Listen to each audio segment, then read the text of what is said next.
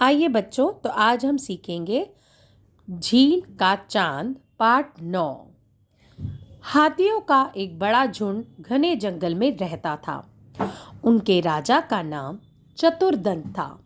वर्षों बाद वहां सूखा पड़ा, वर्षा नहीं हुई। सारे तालाब, नदी, नाले सूख गए। बहुत से हाथियों के बच्चे पानी के बिना बेहाल हो गए, कुछ मर भी गए। बहुत से हाथी मिलकर राजा के पास गए और बोले, महाराज, आसपास कहीं पानी दिखाई नहीं देता। हम और हमारे बच्चे प्यास से तड़प रहे हैं। कृपा करके ऐसी झील या तालाब का पता बताइए जहां पानी की कमी ना हो और हम जी भर कर पानी पी सकें। तो हमने अभी क्या सीखा कि हाथियों का एक बहुत बड़ा झुंड था। झुंड जो हम किसको कहते हैं? एक समूह को, जिसे आप अंग्रेजी में ग्रुप भी कहते हैं। तो वो घने से जंगल में, घने यानी कि जहाँ बहुत सारे पेड़ पौधे होते हैं, उनके राजा का नाम चतुर्दंत था। कई सालों के बाद वहाँ पे क्या पड़ गया था? सूखा।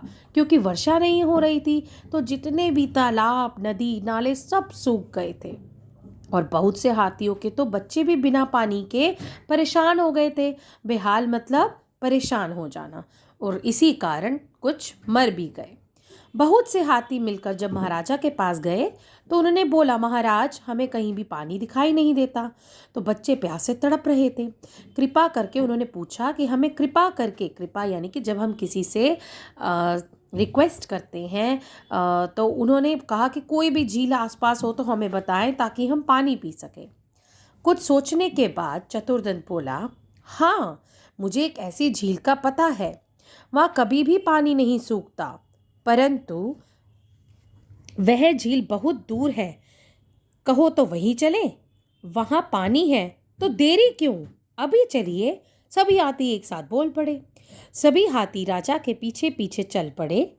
लगातार दिन रात चलते चलते छठे दिन हाथी उस झील के किनारे पहुंचे।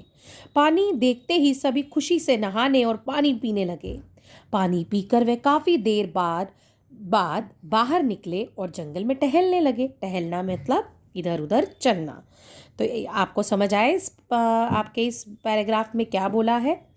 कि कुछ जैसे ही उन्होंने कहा कि उनको एक झील का पता था जहाँ पे पानी कभी नहीं सूखता था, तो इसीलिए सभी ने एक साथ एक स्वर में कहा, हाँ, हम तो आपके साथ चलने को तैयार हैं।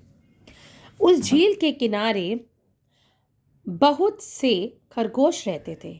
उन्होंने कच्ची मिट्टी में बिल बना रखे थे। हाथियों के पैरों तले बहुत से बिल टूट गए, बहुत से खरगोश मारे गए और बहुत से जख्मी हो गए। उस झील के किनारे क्या था? बहुत से खरगोश रहते थे। उन्होंने बिल बनाए हुए थे, तो हाथी के जो पैर थे वो बिल से टूट रहे थे, क्योंकि हाथी का पैर तो भारी होता है। और उनके बिल जब टूट गए तो बहुत से खरगोश बेचारे मर गए और काफी को चोट भी लगी। हाथियों के वहां चले जाने के बाद रोते रोते चिल्लाते लंगड़ाते खरगोश इकट्ठे हो गए। हे प्रभु, चारों ओर कहीं पानी नहीं, यह हाथियों का झुंड अब रोज यहाँ आया करेगा। हमारे बाकी साथी भी मारे जाएंगे। कोई तरकीब निकालो जिससे हमारी जान बचे। खरगोश चीख चिल्ला रहे थे, क्योंकि उनके काफी साथी हाथियों के पैरों तले